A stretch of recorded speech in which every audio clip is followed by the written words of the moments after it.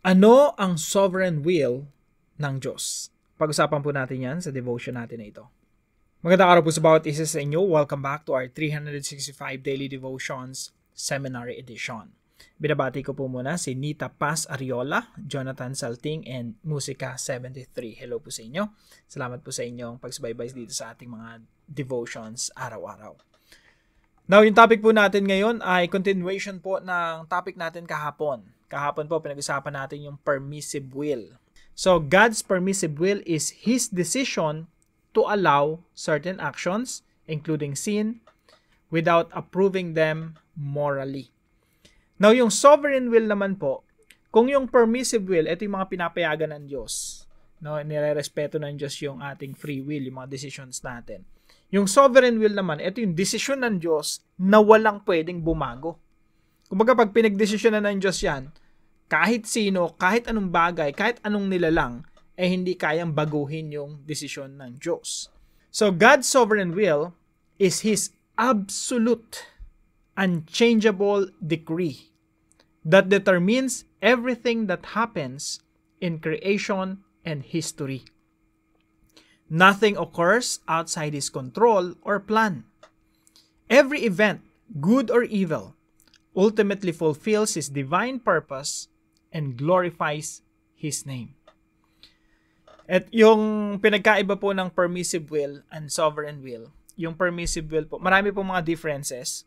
Yung permissive will, ito po yung isa sa mga differences. Yung permissive will, ito yung mga pinapayagan ng Diyos na mangyari.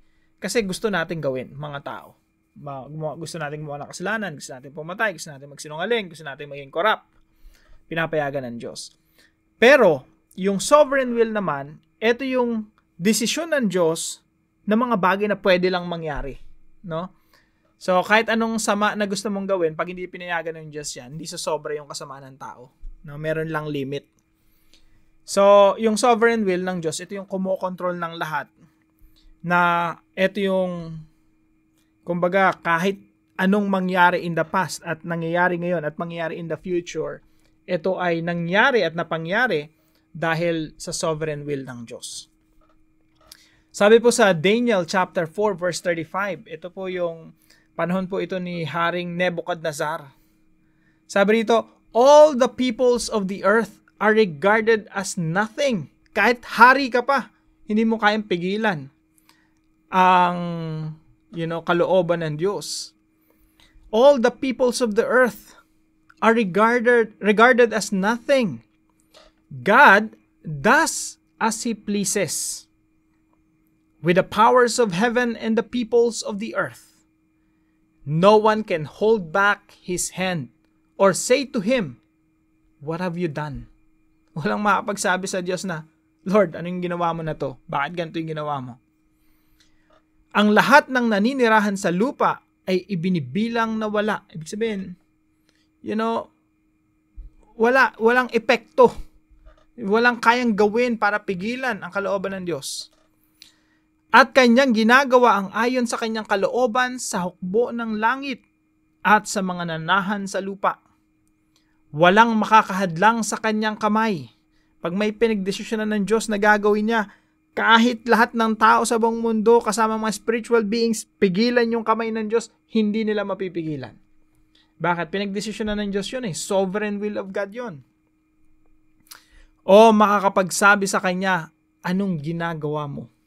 Hindi mo pwedeng sabihin sa Diyos, Lord, anong ginagawa mo? Kaya ito po yung mga katuroan natin ngayong umaga. Number 1, God does whatever He pleases. Ginagawa ng Diyos ang lahat ng nais niyang gawin. Kahit pa, let's say, si Adan at Eva na nagkasala sila, that's under the decreed will of God or sovereign will of God. Yun ang pinagdesisyonan ng Diyos na hahayaan niya mangyari yun, no? Kaya yung permissive will of God tsaka yung sovereign will of God, actually hindi naman talaga sila magkahiwalay. Pero para lang mas ma-explain ng maigi, kasi sasabihin ng ibang tao, ang Diyos ang pinagmulan ng kasalanan, no? Ang Diyos, kung hindi dahil sa Diyos, hindi naman magkakasala pala sila Eva at Adan So, yung source ng kasalanan at ng kasamaan, si God din, no? Yun yung sasabihin ng iba. Kaya, para mas maipaliwanag, meron tayong tinatawag na permissive will. No? Yung isa naman ay sovereign will. So yung Diyos natin, He does whatever He pleases. Lahat ng naisin niya, gagawin niya. At walang makakapigil sa Kanya. Ang maganda dito mga kapatid, bagamat yung Diyos natin ay makapangyarihan sa lahat, ang Diyos din natin ay mabuti. Ang Diyos din natin ay ang Diyos ng pag-ibig.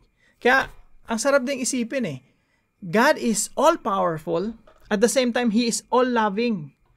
Paano na lang kung ang Diyos ay all-powerful, tas masama siyang Diyos? Paano na lang tayo? Lahat ng gusto nang gawin ng Diyos na kasamaan sa atin, pwede niyang gawin. Diba? Salamat kasi, yung Diyos natin hindi masama. Yung Diyos natin mabuti. And God is all-loving. So kahit sabihin natin ginagawa ng Diyos ang lahat ng naisin niya, salamat kasi nagmumula yung lahat ng desisyon niya sa kaibuturan ng kanyang kabutihan at sa kanyang pag-ibig. Mahirap yan kung tao yan, no? Isang tao na gagawin niya lahat ng gusto niyang gawin. Yung tao masama Kaya pag naging biktima ka ng isang tao, tapos all-powerful siya, lahat pwede niyang gawin, kawawa yung magiging biktima. Pero salamat kasi yung Diyos, He does whatever He pleases and He is good. Mabuti ang Diyos. Pangalawa po, God's eternal plan is destined for victory. Yung pinagplanuhan ng Diyos na pang walang hanggan, no? Walang makakapagbago niya. Kaya kung ikaw plinano ng Diyos na ikaw ay iligtas, no one can change that plan. Plinano ng Diyos, pinagdesisyonan ng Diyos na iibigin ka niya ng pang walang hanggan, ililigtas ka niya pang walang hanggan, walang makakaagaw sa iyo sa kamay ng Diyos. Kahit sino, kahit si Satanas, kahit ang nakalipas na kasalukuyan at hinaharap, walang makakapag-alis sa atin sa kamay ng Diyos. Bakit? Pinagdesisyonan niya ng Diyos sa pamamagitan ng ating Panginoong Jesucristo. God's eternal plan is destined to happen.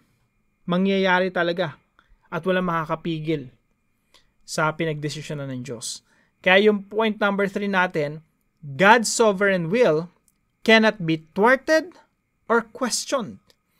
Yung sovereign will ng Diyos hindi pwedeng pigilan, hindi rin pwedeng questionin.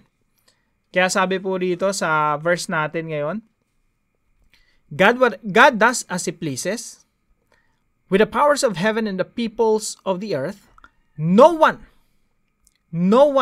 kahit ang mga kaaway mo na umaapi sa iyo, no one can hold back His hand.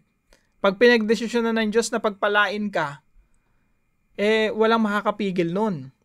Na kung ikaw ay sumuway sa Diyos at, ginawa mo lahat ng gusto mong gawin at pinagdesisyonan ng Diyos na disiplinahin ka, wala ring makakapigil nun. Kaya yung desisyon ng Diyos na gagawin niya sa kanyang mga kamay, no one can hold back His hand. No one can thwart His plan. At sabi po rito, or say to Him, what have you done?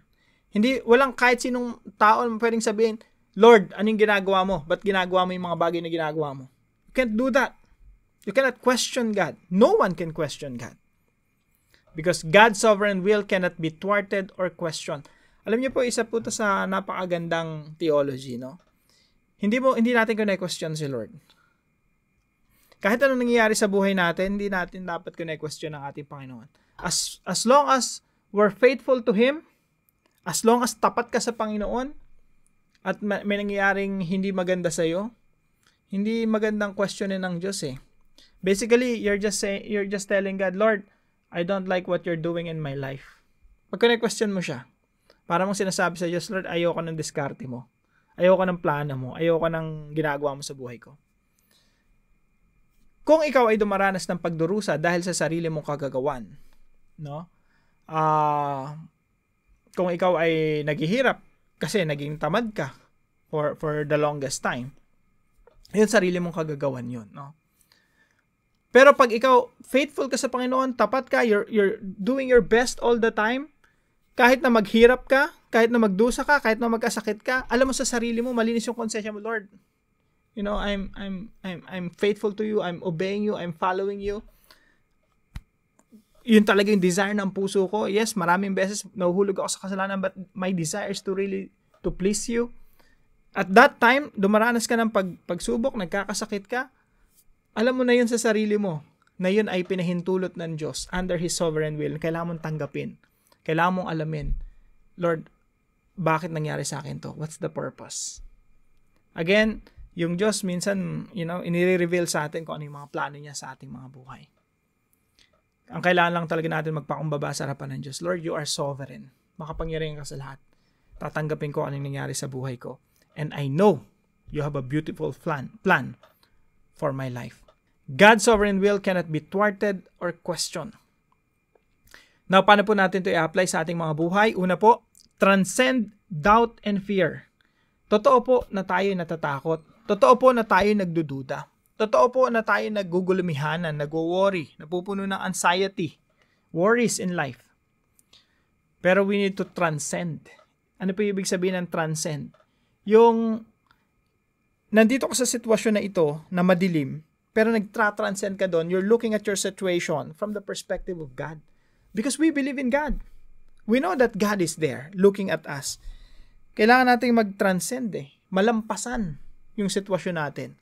Hindi yung binabalo tayo ng takot, ng pagdududa. Sa halip, nakakalabas tayo sa ganung sitwasyon. Nag-zoom out tayo. At nakikita natin yung pagkilos ng Diyos sa ating mga buhay. Mas nagpo-focus tayo, Lord, I know you're doing something in my life. Pangalawa po, trust God's power and character. Pagtiwalaan po natin yung Diyos na makapangyarihan sa lahat, at the same time, yung character ng Diyos na siya'y mabuti at kailanman hindi kanya gagawa ng masama. Kailanman hindi ka gagawa ng, nung may malis, merong deceit, yung merong masamang pinaplano sa iyo ang Diyos. Never mangyayari po yun, mga kapatid. Trust God's power. He is all-powerful. At the same time, He is all-good. Mabuti ang Diyos. Walang kahit tuldok na kasamaan sa Kanya. Walang kahit tuldok na maitim na binabalak ang Diyos sa atin. He is all-good and He is all-loving. Kaya po lahat ng ginagawa ng Diyos sa atin ay nagmumula po yan sa Kanyang pag-ibig na nag-uumapaw sa Kanyang puso at ginagawa niya yung mga bagay na ginagawa niya sa atin because God loves us. God cares for us. So, trust God's power and character. Yung tao, hindi mo pwedeng pagkatiwalaan ng power Kasi walang character yung tao. Yung tao talaga, corrupt, masama, makasalanan. Kung hindi dahil sa biyaya ng Diyos, yung tao magpapatuloy talaga sa kasamaan. Kaya yung tao hindi pwedeng magkaroon ng power or yung absolute power. Si Lord lang yung pwedeng may absolute power. Bakit? Meron din siyang absolute goodness. Meron siyang absolute love. Kaya yung absolute power niya, kampante tayo na hindi niya gagamitin yun para sa ikasasama natin. And number 3 po, train your heart to be still before the Lord. Yung puso po natin, madalas nagpapanik, agitated, no? Pag dumating yung mga balakid sa ating mga plano, pag may dumating na trahedya, talaga nagpapanik yung ating mga puso. We have to train our hearts to be still. Yung pumayapa sa harapan ng Diyos. Alam niyo po, ang daming istorya sa Bible na nakaka-inspire. Si Daniel, na nandun siya sa yungib ng mga leon. Shadrach, Meshach, and Abednego, sinunog, pero hindi nasunog, no? Kasama nila yung Diyos nung sila'y tinapon sa pugon. Si Apostol Pablo, kinulong sila pero umaawit, nagpupuri sa Panginoon after silang latiguhin. At pag nung kinulong sila, nagpupuri, nagpapasalamat pa rin sa Panginoon. It's just a matter of perspective, mga kapatid. We have to train our hearts to be still. Mag-relax, pumayapa sa harapan ng Diyos because God is in control and no one can thwart, no one can hold the hands of God, no one can hinder the plans of God. Now, para po sa ating discussion, how can we practically train our hearts to be still before the Lord? Tayo manalangin. Sovereign Lord, I praise you because your will is perfect, supreme, and unchanging. Thank you that nothing happens apart from your plan, and that you work all things for the good of those who love you. Teach me to submit my desires to yours, to stand firm in your promises, and to seek holiness by obeying your word. Give me faith to trust when I cannot see, and patience to wait on your timing. Teach me to transcend doubt and fear, trust your power and character, and train my heart to be still. In Jesus' name, I pray. Amen and amen. Maraming salamat po kay Sir Ryan Carlo na partner po natin para sa devotion natin na ito. Pagpalain ng ating Panginoon kapatid. At kung meron po kayong natutunan sa devotion natin na ito, ipalam nyo lang po sa comment section right below this video. And please don't forget to share this devotion to your family and friends.